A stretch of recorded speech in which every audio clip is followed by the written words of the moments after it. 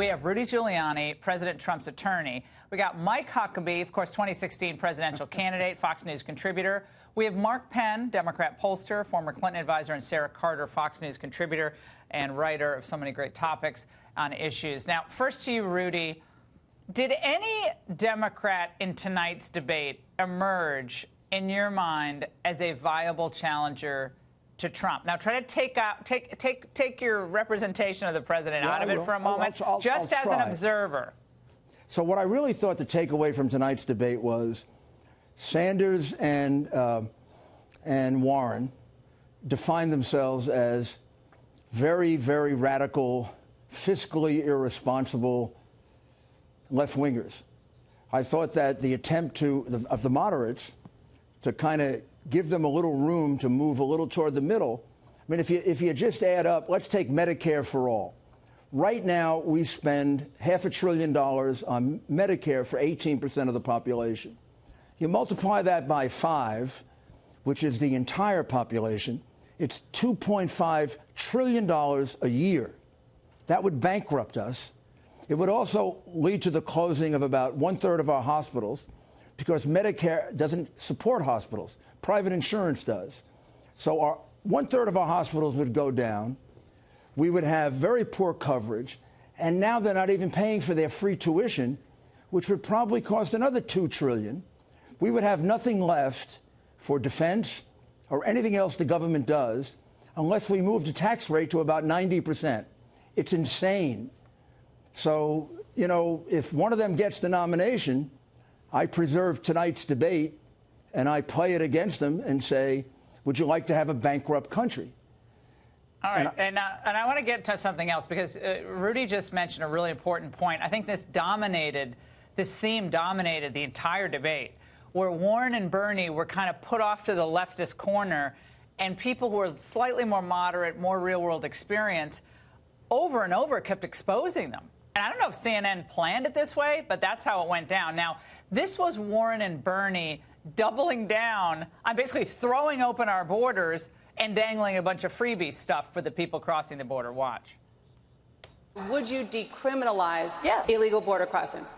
The point is not about criminalization. That has given Donald Trump the tool. If a mother and a child walk thousands of miles on a dangerous path, in my view, they are not criminals. Sarah Carter, this is Donald Trump's issue. Clearly, we have still have a crisis at the border, even with apprehensions down. It's still unbelievably high number of people coming into our country. But this is not where most Americans are. No, they are completely off base here. Most Americans are not on board with this. They don't want to see this decriminalized. People come into our country. I mean, what is the option then? If Elizabeth Warren and she wants to decriminalize this, if that happens, what is then the option? Just open the borders for everyone? But about the people that come in here legally? And what about those people that are affected by the drug cartels and the human traffickers that are bringing them into this country?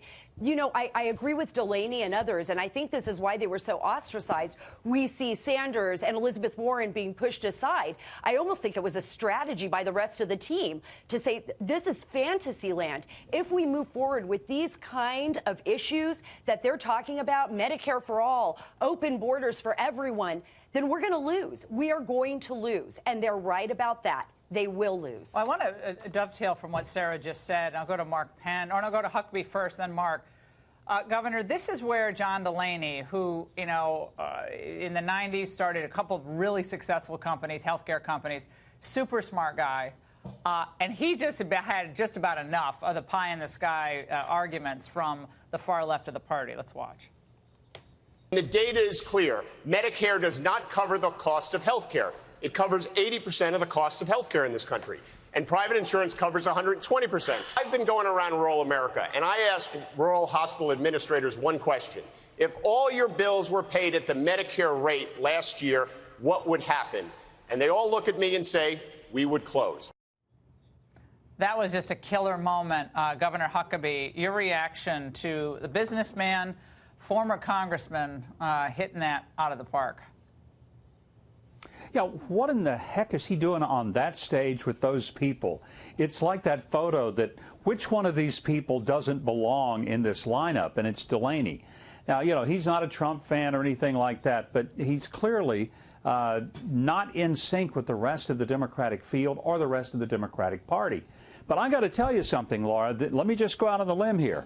I think I may end up abandoning President Trump this next election cycle. I'm going to stand with Marianne. I mean, she captured me tonight.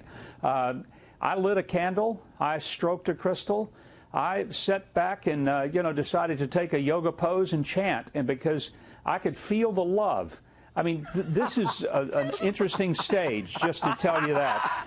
So, well, I think she's the one who stands out more than anybody else. And I remember where I first met her. It was at Woodstock. That's where it was. Oh, were but you there? I left the 60s. I'd She's pay still to there. See that. Hey, Rudy, wouldn't you pay to see Huck at Woodstock 50 years ago? I don't think there'd be any amount of money I wouldn't pay to see that. I don't think he'll remember this, but in 2007, when we were debating, one time I went up to him and I said, "You better not drop out because you're the only one that keeps me awake during this debate because you have the best sense of humor."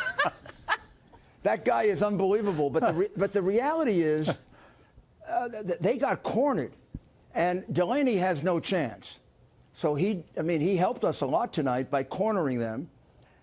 Think of the idea of letting anybody over the border who wants to come in.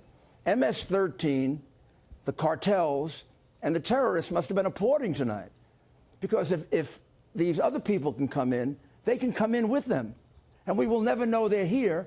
And then they'll go kill people in Islip, New York, where they happen to have killed a few too many people. No, and let's get to Mark Kent on this. It's insane. Mark, I'm just fascinated. Longtime Democrat, pollster. You watch this tonight. The two big dogs on the stage were Bernie, who had to be told not to shout at least once, and Warren, who got into a war of words with a couple of the more moderate folks. We'll get into that. But just your take on how this all plays in the real world, which is America. Because I think a lot of this debate doesn't actually apply to America. It's like if they're running for Prime Minister of Sweden, this would make sense. Some of these concepts would make sense. But in America, they're not going to give up their guns. They're not going to give up their cars. They're not going to give up their employer-provided insurance. Never going to happen. So I'm like back in the real world right now. That's why I have you on the panel. Well, let's remember that these candidates are talking to a Democratic primary audience, which is a totally different audience right now than the rest of America. Now, look, I thought the moderates put on a great show, and they showed some of the differences between kind of what would happen if some of these proposals really go into the general election. But I think that really on that stage, what was happening is there's a fight for the progressive vote in the Democratic Party. Bernie Sanders and Elizabeth Warren have been battling out for that, and Elizabeth Warren, remarkably, has been winning that fight. And I think she comes out of this debate probably the winner. She consistently hit the bells of Democratic primary voters. Bernie Sanders is continuing to fade. The moderates made a good attempt. I don't think they got a lot of traction out of it. I think Senator Klobuchar also did well, particularly on guns. So remember, this is not a debate for America. This is a debate for Democratic primary voters. And I think, quite surprisingly, Warren is getting stronger and stronger. All right, I want to go to Rudy on this because there was a moment where the phrase Republican talking points was used as the Democrats tend to do this. Maybe it's just a human trait. That you want to avoid a topic, so you kind of either attack the questioner or you say, oh, no, that's just this. Well, no, it's actually a serious question. Let's watch how they deployed this. We should stop using... Yeah, she said we should stop using Republican talking points. We had a little glitch there. We'll get it back up. That was then repeated by 2 or 3 others at different points in this debate. So when Jake Tapper is asking a question about whether, are you going to raise taxes on the middle class? Really good question, actually. Most everyone ducked the question except Beto, who said no. Somehow he's still posing for Vogue somewhere. So Rudy, but saying something is a Republican talking point, that's like just giving up. That's like putting your hands like, I give up. If raising taxes is a Republican talking point, then, the entire middle class is going to vote Republican because they don't want taxes raised. And it's not possible to do 20% of what they talked about tonight without raising taxes. It's impossible. It's a complete fiction that they presented. And I agree with Mark Penn that probably if you think about just a Democratic electorate, Warren probably won tonight because of the two crazy socialists. She was the more articulate. She was the better prepared. And if I were a socialist, I'd bet on her rather than Bernie. But I want her as an opponent. My goodness, I mean, people in Ohio and Michigan and that part of the country that we have to win that has sensible middle-class people, they had to be frightened out of their minds listening to this. Well, when you see people like Tim Ryan and even, what's his name from Montana, whose name I always forget? Bullock, yeah, of course. And then you see Delaney, you think they all could probably be in Trump's cabinet, right? On the trade question, we're going to get into that later, because that happened late in the debate. The trade question, none of them could answer the trade question, okay, because Trump has killed it on trade. He's done phenomenally on trade, and they know it, and they're relegated to saying, oh, well, we shouldn't do any trade deals. By the end, that's what Warren was saying, along with Bernie Sanders. So Trump has so boxed them in on trade, that's where they are. Okay, so I want to get into this, though, before we get to the trade thing, because that's also really important. Bernie Sanders got into it, Governor Huckabee, with Delaney on that health care issue, where he extolled the virtues of socialized medicine. Watch. 5 minutes away from here, John, is a country. It's called Canada. They guarantee health care to every man, woman, and child as a human right. They spend half of what we spend. And by the way, when you end up in a hospital in Canada, you come out with no bill at all. Well, Bernie needs to check his facts because according to the Canadian public policy think tank, the Fraser Institute, over 63,000 Canadians actually got medical care outside the country in 2017, largely due to wait times. The same group reports that in 2018, many residents had to wait an average of 20 weeks to actually get a treatment. Governor, your thoughts? A couple of points, Laura. First of all, I thought Delaney made a great point when he mentioned that what Bernie wants to do is not so much give people health care, but take it away for 180 million people who currently have it. He said if we'd approached Social Security like that and said, we're going to get rid of Social Security and give you some other kind of deal, if we're going to take that away from you, you don't have to take something away to give people something who don't have it. That was a great point. And the second observation is this. I think we were this close to seeing Bernie look out there on that stage and just say, get off my lawn. I mean, this is one angry man. He's like that great uncle, the curmudgeon, who just needs to calm down a little bit. He is so angry. And number one rule that you need to be as a candidate, you got to have some level of likability to win a general election. Maybe not the primary, but in the general, you've got to be likable to at least somebody. Well, it's kind of like, what is it, Sesame Street, that Statler and Waldorf, those guys up in the puppets, like yelling at people. Well, he did get a little heated a few times tonight, and we'll have Sarah Carter and Mark take a gander at this. Watch. I think if we're going to force Americans to make these radical changes, they're not going to go along. You throw your hands up, but you. This is not radical. This is what virtually every other country on earth does. You don't know that, Second Bernie. of all, We'll come to you in a second, I do know, and I wrote the damn bill. Bernie, you don't have to yell. Well, should we be worried about Bernie's demeanor? It is a little much because he points out every word. It's his personality. It's kind of fun. It's like an old Borscht Belt. It's like, Rudy, it's an old Borscht Belt act, right? And I've heard that everything is like Jackie Mason. Yeah, it is Jackie Mason, but there's no tonality change. It's all one note. That's right. That's right. I wrote the damn bill. You know, everyone said tonight that was the line of the night. So Bernie actually stole the show with the one line of the night. I wrote the damn bill. He's like the uncle that comes over to dinner and everybody's worried. Don't upset Uncle Bernie. He's going to go off on you. So I don't really know if this is going to work for him, Laura. It never really has in the past. But and you also need that demeanor, you know, I mean, as a politician. But look. Stranger things have happened, and we have a huge demographic of young people, millennials and others, that people are very concerned about now because socialism and these ideas, these progressive ideas, have kind of seeped into the system, and they look towards Bernie Sanders. And I don't think he should be dismissed. I actually think we have to keep an open mind and really say that he could possibly be a contender. We just don't know yet. He could be a contender. He could be Mark a contender. Penn. I'm literally going to quit my job. Just do impersonations for the next. Could have been a contender. Yeah, right. Exactly. Could have been a contender. So Rudy, and on Mark, the waterfront. Yeah. On the border. You all know what I'm saying here. I'm sorry. Marlon we're getting Brando. Now we're getting out of hand on this analysis. Mark Penn, in all seriousness, he is a senator from Vermont. He fills pretty big venues. He has a very loyal following, but he does come across as a bit of a hectorer.